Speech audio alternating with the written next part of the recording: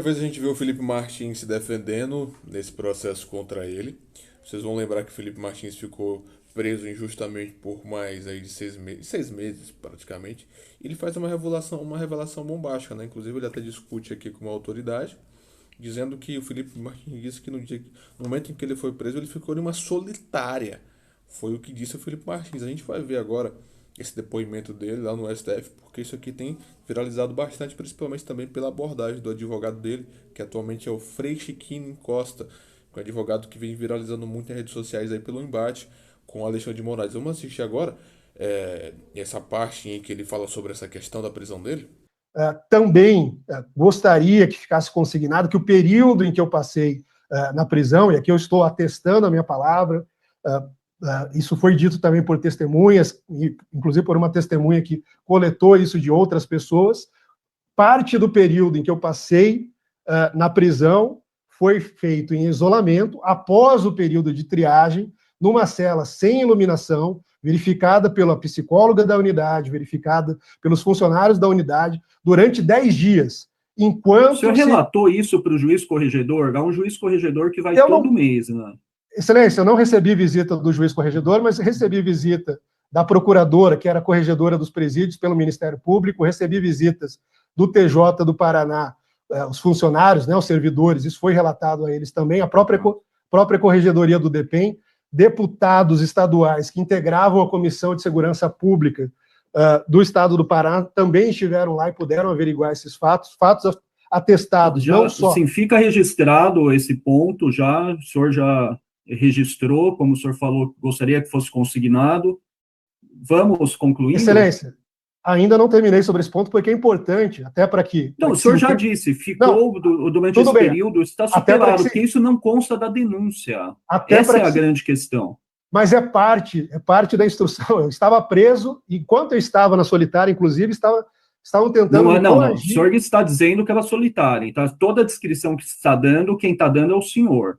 Sim, eu estou dando bem essa claro, descrição. A defesa tem todo o direito, e a defesa tem o direito até de falsear a verdade. Não estou imputando ao senhor. Não estou falseando. Deixando isso bem claro. Não estou falseando, direito apresentei de testemunhas que atestaram isso. Absoluto. Nós não temos o crime de perjúrio no Brasil. Silêncio, só uma questão de ordem. Felipe, só um minuto. Silêncio, só uma questão de ordem. Agora a defesa técnica falando. Eu peço a máxima vênia a Vossa Excelência. Nós estamos aqui exercendo uma autodefesa em um processo extremamente complexo. Nós estamos doutor, falando de 78 está tendo todo o direito de falar. Por essa razão, estou deixando o réu falar.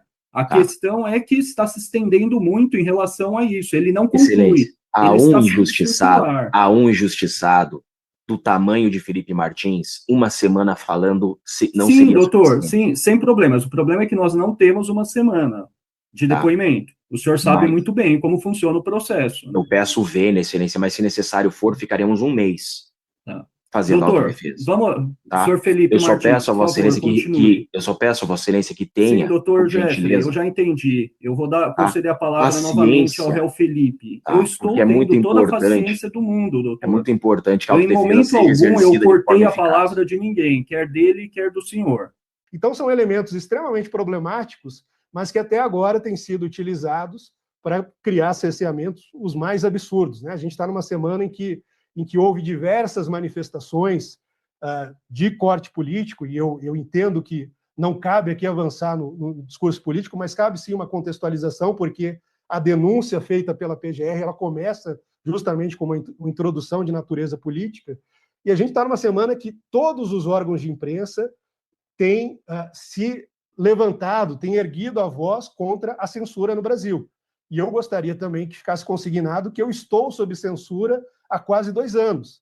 Eu não posso conceder entrevistas, eu não posso me expressar por redes sociais, eu não posso ser filmado, eu não posso ser fotografado. Inclusive, no dia 22 de abril, quando eu estive pessoalmente, presencialmente, nas dependências da primeira turma, do plenário da primeira turma, no STF, um fotógrafo tirou a minha foto, colocou na página do STF e foi, segundo a imprensa, mas a foto estava lá, tem o registro, recebeu a ordem que tinha que tirar. Ou seja, por alguma razão, eu sou uma pessoa que hoje se busca esconder. Por alguma razão, eu sou uma pessoa que hoje não se permite falar publicamente, que não se permite dar a minha versão, exercer a ampla defesa, não só naquilo que diz respeito à defesa técnica, que tem sido exercida de forma heróica, em que pese todas as violações e todas as dificuldades que eles têm encontrado ao longo desse processo, mas eu tenho tido a minha palavra cassada, eu não tenho tido a oportunidade de fazer isso que eu estou fazendo hoje. Então, eu até peço a compreensão de Sua Excelência, dos demais colegas, né, os corréus, os advogados, porque essa é a primeira oportunidade realmente em 2 anos, e há muita coisa a que ser dita. Ainda sobre os registros de entrada, é importante registrar que há registros de entrada convergentes com várias outras pessoas, e pessoas que, segundo notícias, sequer foram investigadas. O que mostra, para mim, e isso parece estar claro, como eu disse, a minha prisão, na minha convicção, ela não se dá por justa causa, minha prisão cautelar se dá, no mínimo, por meio de um equívoco e, no mínimo, por meio de uma negligência da autoridade policial, que confessou, inclusive, na fase de instrução deste processo, que não julgou necessário realizar diligências básicas que teriam sido suficientes para apontar a minha localização, que ignorou elementos que constavam dos autos, que apontavam também a minha localização. Então, da mesma maneira, eu considero, sim, que tem havido uma seletividade por parte, sobretudo, da Polícia Federal em relação à minha pessoa, seletividade que começa, evidentemente, com o delator que conta uma série de mentiras, mas que poderia ter sido sanada de forma muito clara. E explico por quê. Quando o delegado Fábio Chora, ao colher os depoimentos da delação do coronel Mauro Cid, ele pergunta de forma objetiva e clara: Coronel Mauro Cid, o senhor tem algum elemento material, o senhor tem algum elemento que corrobore tudo isso que o senhor está dizendo sobre o Felipe Martins? Ele fala: não, doutor, não tenho. E o delegado, aparentemente, ignora que um acordo de delação precisa, sim, ser corroborado por elementos de prova, precisa, sim, ser corroborado por elementos sólidos, para que não se faça o tipo de injustiça e o tipo de cerceamento, o tipo de violação de direitos mais fundamentais, como tem ocorrido na minha vida desde então. Inclusive, não consta nos autos, e eu não saberia apontar para o senhor ou para qualquer pessoa que me perguntasse quais são as razões das minhas cautelares. A PGR, tanto na primeira manifestação, no dia 1º de março de 2024, 20 dias após a minha prisão, diz que não havia ocorrido a viagem, que não havia indícios de fuga e que não eram necessárias nenhuma outra diligência, aliás, nenhuma outra cautelar, a não ser o recolhimento do passaporte e a proibição de sair do país.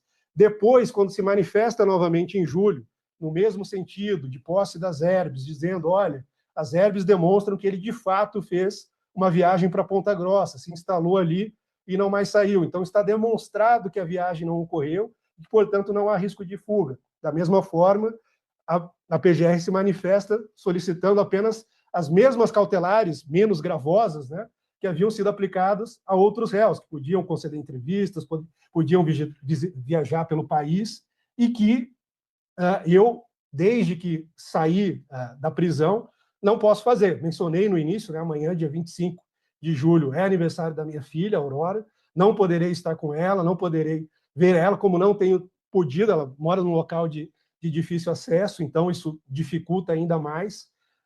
Não tenho podido ver os meus pais. A minha avó, de 99 anos, chora todos os dias porque ela não pode me ver, ela não tem condições de viajar para cá, e não há nenhuma justificativa nos autos. Não é que há uma justificativa genérica, do tipo, permanece o risco de fuga. Não, simplesmente não há.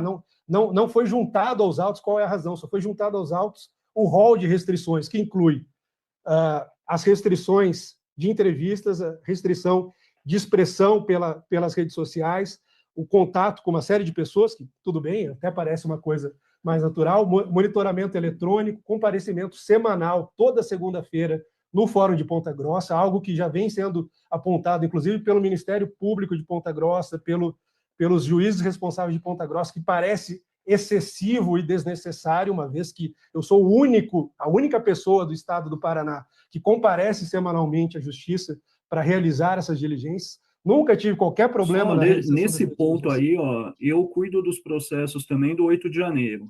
Há diversos réus que estão com tornozeleira no Paraná.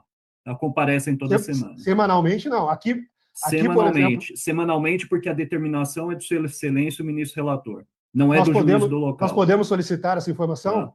Sim, vários processos nos autos. É só não, ótimo, porque essa pública. Essa informação foi solicitada ao TJ do Paraná, que nos respondeu dessa maneira. Há uma senhora, por exemplo, aqui em Ponta Grossa, que comparece uma vez por mês em decorrência de um processo do 8 de janeiro, mas ela não comparece semanalmente, toda segunda-feira, tanto que todos os funcionários do fórum já me conhecem, eu sou a única pessoa que faz essa diligência frequentemente. Como eu disse, Excelência, eu saí da prisão em 8 de agosto de 2024, nós estamos nos aproximando de agosto de 2025, fazem um ano, eu tenho cumprido todas essas cautelares de forma diligente, nunca houve qualquer tipo de problema, qualquer violação, sempre tenho informado nos autos qualquer movimentação, qualquer problema que eventualmente surja, mas permanecem essas mesmas cautelares, essas mesmas restrições, que, como eu disse, têm tido um custo pessoal muito alto, que não encontram previsão no Código de Processo Penal, não encontram previsão na legislação brasileira, e que, como parte da minha autodefesa, eu gostaria de fazer consignar, como alguém que está tendo a oportunidade de falar pela primeira vez, que isso, inclusive, tem causado prejuízos enormes à minha defesa. Dou um exemplo. Ao longo da fase... Senhor Felipe, o senhor está fazendo um discurso circular, assim, eu gostaria que o senhor, sem cercear o senhor, só gostaria que o senhor fosse mais objetivo para que eu possa passar a palavra e nós possamos continuar. Que a defesa do senhor também vai ter oportunidade de questionar o senhor. Perfeito, Excelência, perfeito. Mas como eu disse... Que o senhor já, assim, voltando aos mesmos temas mais de uma vez. Então, eu não me só recordo... pediria para ser mais objetivo. O senhor está tendo toda oportunidade, como o senhor mesmo destacou, agora, na fala do senhor, que eu estou deixando o senhor falar à vontade. A única coisa que eu peço é que o senhor seja mais específico. Eu não me recordo de ter me repetido, mas, de novo, como eu falei, ressaltei, inclusive, como justificativa, porque eu entendo que há limites para a autodefesa, embora a ampla defesa e o contraditório devam ser exercidos, idealmente, sempre apenas dentro do limite da lei, mas justifiquei ao senhor, inclusive, que há um discurso introdutório na denúncia e tudo mais, que fala sobre a democracia. E, ao meu entender, a violação de liberdades fundamentais, a violação de direitos mais básicos, como a liberdade de expressão, são, sim, pilares essenciais da democracia que não têm sido respeitados, paradoxalmente, dentro desse processo. E, como eu disse ao senhor, isso precisa ficar consignado não só nos autos desse processo, mas pela primeira vez a gente tem a oportunidade de ser acompanhado pela sociedade brasileira, em nome do princípio da transparência. Então, por isso, eu fiz tanta questão de enfatizar esses pontos. Para concluir, ainda sobre a denúncia, há, como eu disse, apenas 3 elementos: delação do coronel Mauro Cid, o depoimento do general Freire Gomes e registro de entrada. O depoimento do general Freire Gomes está superado, ele esclareceu tanto no núcleo 1 quanto em termos de declarações juntados no núcleo 2, que ele jamais disse que eu estive nessa reunião, assim como as demais testemunhas de acusação e também os corréus, né, relacionados a esses fatos. Inclusive, Excelência, eu também não posso deixar de frisar que até me causa estranhamento o fato de eu estar no núcleo 2, eu passei aqui ouvindo, evidentemente, com todo respeito, o depoimento do colega, do delegado Fernando, mas assim, eu não entendi nada, porque toda a denúncia, toda a narrativa da acusação que me foi imputada está concentrada no núcleo 1. E nós não tivemos, inclusive, a oportunidade de inquirir os demais, ou interrogar os demais réus do núcleo 1, que eram pessoas relacionadas aos fatos que estão sendo investigados aqui, de modo que esse é mais um prejuízo que vem sendo causado à minha defesa.